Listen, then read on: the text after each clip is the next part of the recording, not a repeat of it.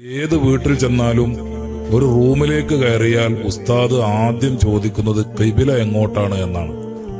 ആ ഖിബില എങ്ങോട്ടാണെന്ന് വീട്ടുകാരൻ പറഞ്ഞു കൊടുത്താൽ അവിടെ ഒരു മുസല്ല വിരിക്കാൻ വേണ്ടി പറയും. ആ മുസല്ല അവിടെ വിരിച്ചു കഴിഞ്ഞാൽ അത് രാത്രി ഉപയോഗിക്കാനുള്ളതാണ്.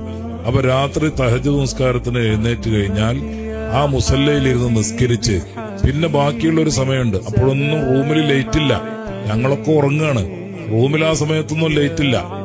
അങ്ങനെ ആ ഇരുട്ടത്ത് ആ മുസല്ലയിൽ ഇരുന്നു കൊണ്ട് ബഹുമാനപ്പെട്ട സുൽത്താനുൽ ഉലമ ചൊല്ലുന്ന ദുആ, അതേപോലെ തന്നെ സ്വലാത്ത്, ഇതെല്ലാം കഴിഞ്ഞിട്ട് ബഹുമാനപ്പെട്ട സുൽത്താനുൽ ഉലമക്കൊരു ദുആ ഉണ്ട്.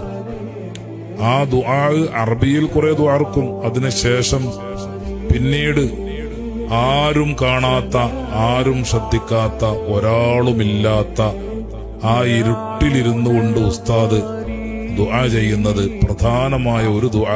പല ദുആകളുമുണ്ട്, അതിൽ പ്രധാനപ്പെട്ട ഒരു ദുആ ബഹുമാനപ്പെട്ട സമസ്ത കേരള ജംഇയ്യത്തുൽ ഉലമയുടെയും SYSന്റെയും SSFന്റെയും എന്ന് പറഞ്ഞാൽ അതൊക്കെ എന്റെ ഭാഷയാണ്. ഉസ്താദ് പറയല് സുന്നത്ത് ജമാഅത്തിന്റെ പ്രവർത്തകരെന്നാണ്. സുന്നത്ത് ജമാഅത്തിന്റെ പ്രവർത്തകരെ നീ കുടുക്കിൽ നിന്ന് രക്ഷപ്പെടുത്തണം, അവർക്ക് ഐശ്വര്യം കൊടുക്കണം, അവർക്ക് ഈമാൻ വർദ്ധിപ്പിച്ചു കൊടുക്കണം.